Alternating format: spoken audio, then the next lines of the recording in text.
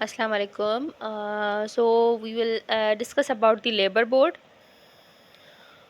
तो डॉग्स में दो स्टेशन होते हैं। IMM के डॉग्स में या तो फिर लेबर बोर्ड होता है या तो फिर गायनी बोर्ड होता है, ठीक है। तो आप में सबसे पहले एक स्टेशन होता है जिसमें आपको सिनेरियो दिया गया होता है और आपने प्रायोरिटाइज करना होता है और असाइन करना होता है, ठीक है। फिर सेकंड स्टेशन पे आप जाते हैं तो फिर एग्जामिनर आपसे क्वेश्चन करती है कि आपने किसको असाइन किया है और कौन सी केस को आपने कौन सी प्रायोरिटी पे रखा है, ठीक है। और क्यों रखा है और उसकी मैनेजमेंट क्या होगी। तो बेसिकली ये दो स्टेशन बन जाते हैं। तो आपको पेन पेपर देते हैं फर्स्ट स्टेशन पे जहाँ पे आपको सिनेरियो देते हैं और फिर आपने वहीं पे पेन और पेपर के साथ आपने वहीं पे केस नंबर और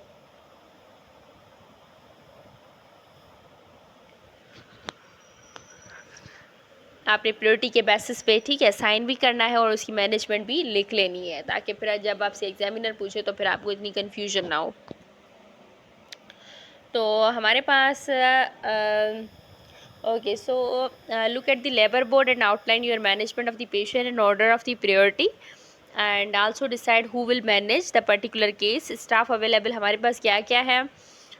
दो हमारे पास R4 रेजिडेंट हैं, ठीक है, और दो हमें R3 रेजिडेंट दिए हैं, ठीक है, और 3 हमारे पास हाउस ऑफिसर्स हैं और एक हमारे पास SR है। ओके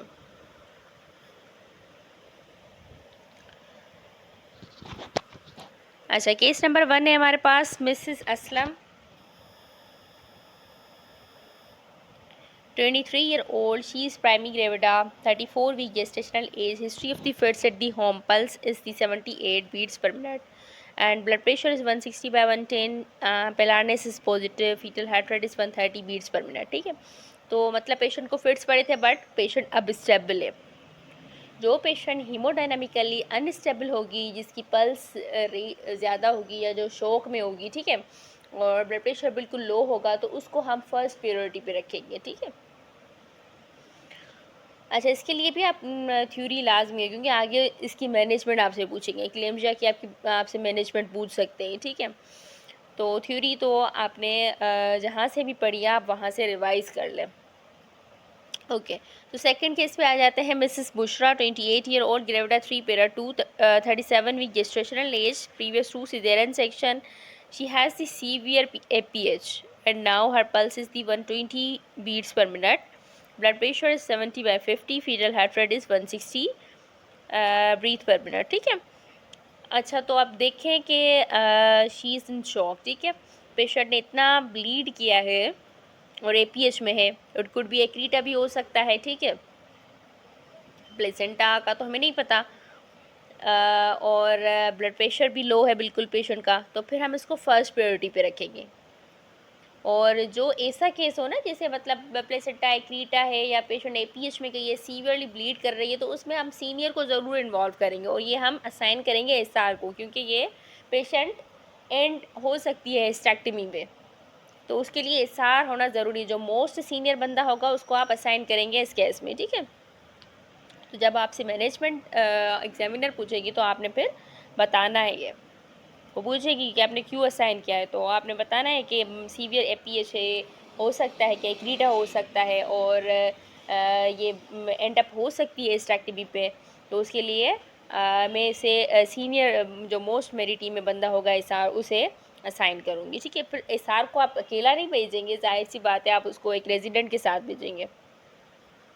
थर्ड केस पे आ जाते हैं। मिसेस कोस्टर, 35-year-old, ग्रेविडा 4 पेरा 0+3, 22-week, history of the recurrent second trimester abortion, complaining of the lower abdominal pain, fetal heart rate is positive, os 3 centimeter, 50% effaced, ठीक है।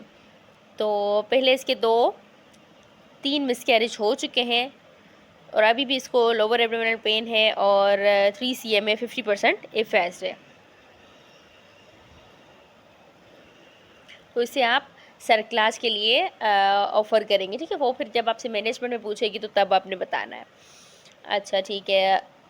इमरजेंसी सर क्लास के लिए तो उसके तो क्राइटेरिया में आ रही है ना, तो फिर आप उसको आप जब से आपसे एग्जामिनर पूछेगी तो आप उसको कैसे मैनेज करेंगे और किसको असाइन करेंगे,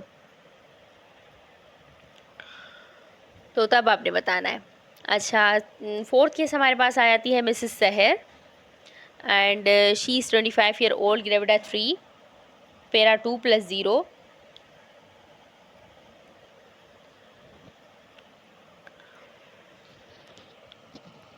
39-week gestational age, pulse is 82 breath per minute, and blood pressure is 120/70. Fetal heart rate is 140 beats per minute. Os is 5 centimeter. CTG baseline fetal heart rate is 150 beats per minute with the type 1 deceleration. ठीक है। और हमारे पास fifth case आ जाता है Mrs Yasmin, 34 year old, gravida 3, para 2, 38 week, fetal heart rate is 140, cervix is fully dilated, extended breech है और 0 station पे। ठीक है, तो हम कैसे साइन करेंगे? देखिए, हमारे पास जो फर्स्ट प्रायोरिटी आती है, जो पेशेंट अनस्टेबल होगा उसको हम असाइन करेंगे, जो थी हमारे पास मिसेस बुशरा। ठीक है, जो सेकंड केस था ना उसको हम फर्स्ट प्रायोरिटी पे रखेंगे। ठीक है, तो फिर आप बताएंगे कि पेशेंट अनस्टेबल है, जो वाइटली अनस्टेबल है, तो सबसे पहले आप क्या करेंगे, उसको क्या करेंगे? सबसे पहले तो आप उसको रिससिटेट करेंगे। ठीक है, तो आप बताएंगे कि this is an obstetric emergency, I will resuscitate and prepare for the caesarean section side by side. ठीक है, it could be the placenta accreta, so the caesarean section, and it can be the end up in the hysterectomy, so I will assign to the senior registrar. ठीक है, और फिर हमारे पास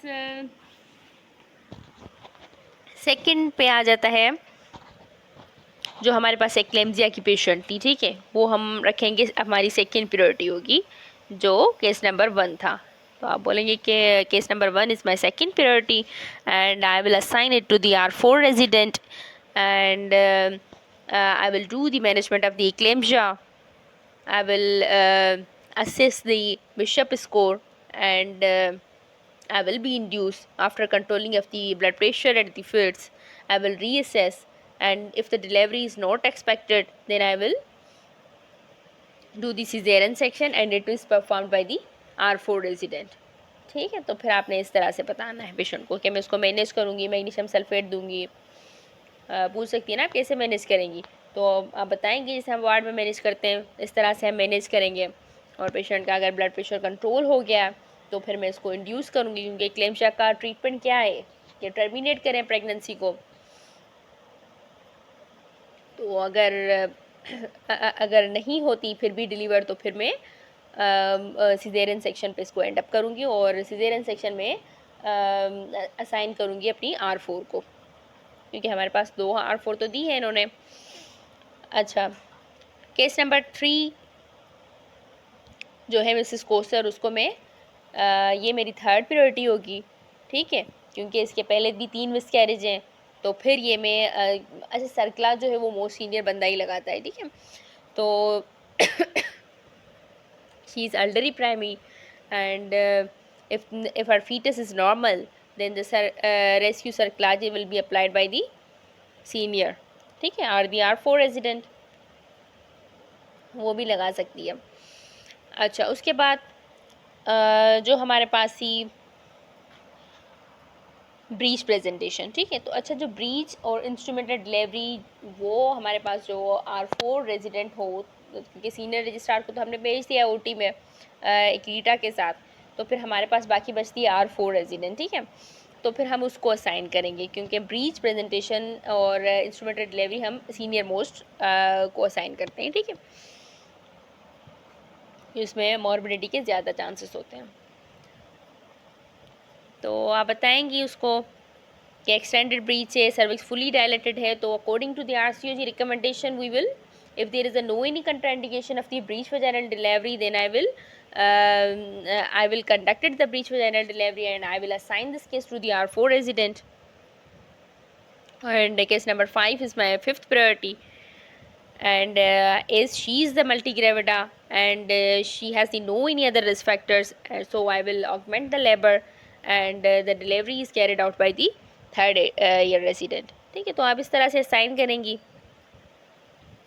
और बताएंगी फिर एग्ज़ामिनर को। सही है लेबर बोर्ड के बारे में।